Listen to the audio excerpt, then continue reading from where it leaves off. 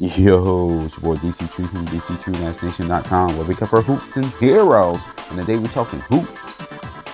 Man, the next 10 games for the Spurs are brutal, man. Absolutely brutal, especially for this team that has been lacking consistency. So here I go with the predictions. But before I jump too deep into it, if you like my content, please sub to the channel. Okay, and like I mentioned before, the Spurs haven't really been consistent all season long. They had a good 3-game stretch, but in that last game, they just fell apart. I don't know what happened. Had a really good first half and just fell apart in the second half. And that's just kind of been the theme of the season.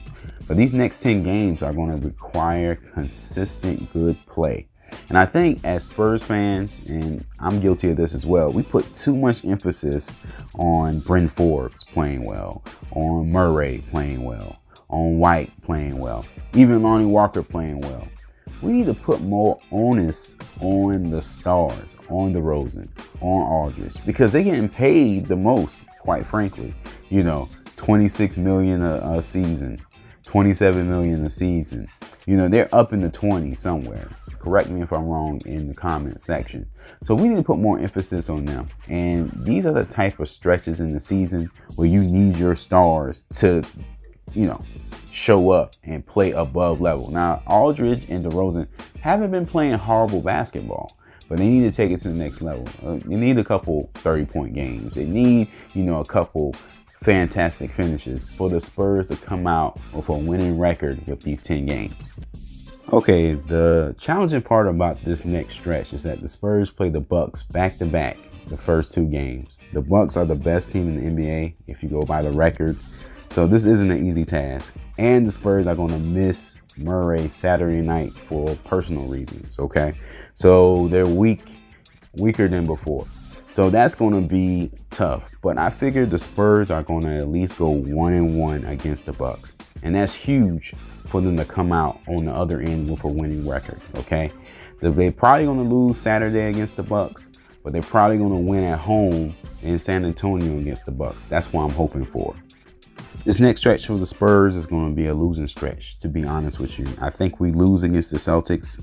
I think we win against the Grizzlies, and I think we lose against the Raptors. We haven't been a great road team, so I see the Spurs going 1-2 in this stretch. Next up, you got the Spurs playing a pretty powerful and young, quick and athletic Heat team twice. I say they go 1-1 against the Heat, kind of like they do with the Bucks, and they beat the Hawks. Although Trae Young terrifies me, absolutely terrifies me. But I see the Spurs going 2-1 in that stretch. Okay, so if all goes well, the Spurs go into the last 2 games of the 10-game stretch at 500, 4-4. Now, the realist in me wants to say they drop one of these games and end up going 5-5 for this stretch. But the fan in me is going to say they're going to find a way to beat the Suns and the Pelicans and go 6-4 for the stretch. Because I'm hoping that Aldridge comes alive, has a huge game. I'm hoping that, you know, DeRozan comes alive, has some huge games. We still got Patty Mills. We still got DeJounte Murray. I'm just hoping that the Spurs pull some things out. Now they can easily, you know, make this 7-3. Someone can explode. This is the NBA. So the Spurs are due for a good stretch. But I really think it comes down to going at least 1-1 with the Bucks. If you go 0-2 with the Bucks, it kind of sets the tone to lose for the rest of those 10 games. Now, of course, you can make it up, but I think you put yourself in good position mentally if you go 1-1 with the Bucks. The best team in the league record-wise. I think that's good for their psyche, their mental, you know, and could set the tone for the rest of the games.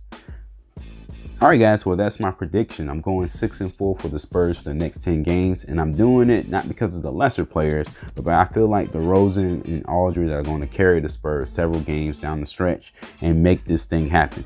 They're due for an explosion. Not saying they weren't playing good before, but I think they're going to have a couple superstar level games, and that's what they really need. All right, guys, that's it for this one. For more information on Spurs, check out the main page, Dctree-Nation.com. Like us on Facebook. Don't forget to hit that sub button. Also, guys, in between Spur videos, check out my superhero playlist. Remember, we cover hoops and heroes. And I know you guys are hero fans out there in Spurs Nation. At least a few of y'all. All right, guys. Thanks for watching. Peace.